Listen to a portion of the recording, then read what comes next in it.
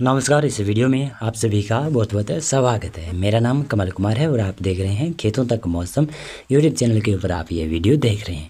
इस वीडियो में मैं आपको जानकारी दूंगा कि 23 अक्टूबर से 31 अक्टूबर तक यानी 8-9 दिनों तक कैसा मौसम रह सकता है। वेदर मॉडल के मुताबिक मैं आपको पूर्वानुमान बताने का मेरा प्रयास रहेगा। वैसे अब आज से या फिर कहूँ 23 अक्टूबर से मौसम हो रहा है शुष्क उत्तर भारत के क्षेत्रों से, लेकिन 22 अक्टूबर को आज कुछ उत्तरी इलाकों में कुछ पहाड़ों पर हल्की बूंदाबांदी की गतिविधियाँ हुई है।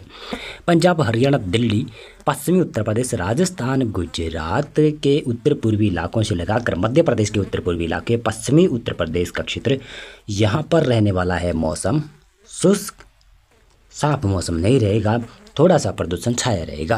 प्रदूषण से राहत की बात की जाए तो अब वैसे 23 अक्टूबर से पश्चिमी उत्तर पश्चिमी हवाएं धीरे धीरे चलने लगी है, जिसकी वजह से दिल्ली एनसीआर के आसपास के जो ये क्षेत्र है ना, यहाँ पर प्रदूषण थोड़ा सा कम होता हुआ दिखाई देगा, जो कि संभावना है 25 अक्टूबर तक, यानी दो से 3 दिन ये हवाएं चलेगी। उसके बाद में फिर पश्चिमी विक्षोभ आ रहा है।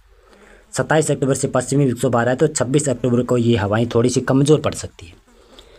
वो पश्चिमी विक्षोभ केवल पहाड़ों पर गिलगित लद्दाख, जम्मू कश्मीर, हिमाचल प्रदेश की उत्तरी साइड में बरसात की और स्नोफॉल की गतिविधियां ज़्यादा करवाएगा। उत्तराखंड में कम संभावना है उसकी वजह से।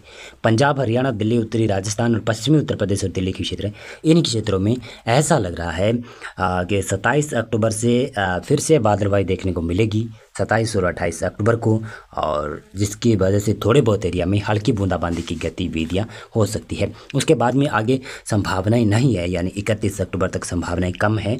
लेकिन हाँ, पश्चिमी विक्षोभ तो आ रहा है जो कि 26 अक्टूबर से आ रहा है, और उसका असर पहाड़ों के ऊपर 27 अक्टूबर और 28 अक्टूबर के दिन पड़ने वाला है, या फिर इन तारीखों को पड़ने वाला है।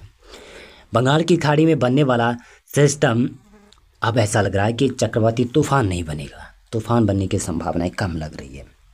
अगर बनेगा भी तो वैलमार्क में ही तब्दील रहेगा सिस्टम, और उसका असर दक्षिणी भारत तक ही सीमित रहेगा। अरब सागर के ऊपर बना हुआ सिस्टम काफ़ी दूर चला जाएगा और वो और आगे चला जाएगा, उसका असर भारत से ख़त्म हो जाएगा। तो देखिए, तो मौसम कैसा मौसम रहेगा 23 अक्टूबर की, इसकी बात करें तो पूर्वोत्तर राज्य में थोड़ी बहुत बूंदाबांदी की गतिविधियां हैं। छत्तीसगढ़, विदर्भ, मराठवाड़ा, मध्य महाराष्ट्र, कोंकण, गोवा, इन क्षेत्रों में थोड़ी बहुत बूंदाबांदी की संभावना है।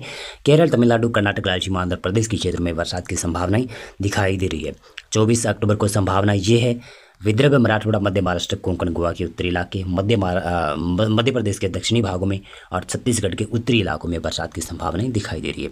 पूर्वोत्तर राज्य में कुछ क्षेत्रों पर बूंदाबांदी की गतिविधियां होगी।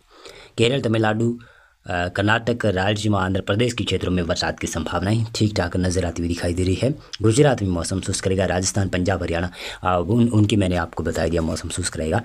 25 अक्टूबर संभावना ये है, देख सकते हैं दक्षिणी भारत में ही बरसात की गतिविधियां हैं, बाकी इलाकों पर कम ही चांसेस हैं। पूर्वी भारत में भी थोड़ी बहुत चांसेस हैं। 26 अक्टूबर को पश्चिमी विक्षोभ आता हुआ दिखाई दे रहा है पहाड़ों की तरफ, तो उसका असर 27 अक्टूबर से पड़ेगा, जिसकी वजह से मैदानी इलाकों में भी बादल छाएंगे और पहाड़ों के ऊपर तो हल्की मध्यम स्नोफॉल की गतिविधियाँ भी हो सकती हैं। मैदानी इलाकों में कुछ क्षेत्रों पर बूंदाबांदी की गतिविधियाँ होगी। दक्षिणी भारत में केरल, तमिलनाडु, दक्षिणी कर्नाटक, राज्य आंध्र प्रदेश की क्षेत्र है, यहाँ पर बरसात की संभावनाएं बनी रहेगी। 27 अक्टूबर को यह संभावना है, और दक्षिणी भारत में भी थोड़ी बहुत संभावनाएं बनी रहेगी। 28 अक्टूबर को ये संभावना है। 28 के बाद में 29 अक्टूबर को देखेंगे तो दक्षिणी भारत में ही केरल, तमिलनाडु, दक्षिण कर्नाटक में बरसात की संभावना है। बाकी जो पूर्वी भारत में जो बरसात की गतिविधियाँ कल मैंने दिखाई थी वो गलत साबित हो रही है और पूर्वानुमान चेंज हुआ है।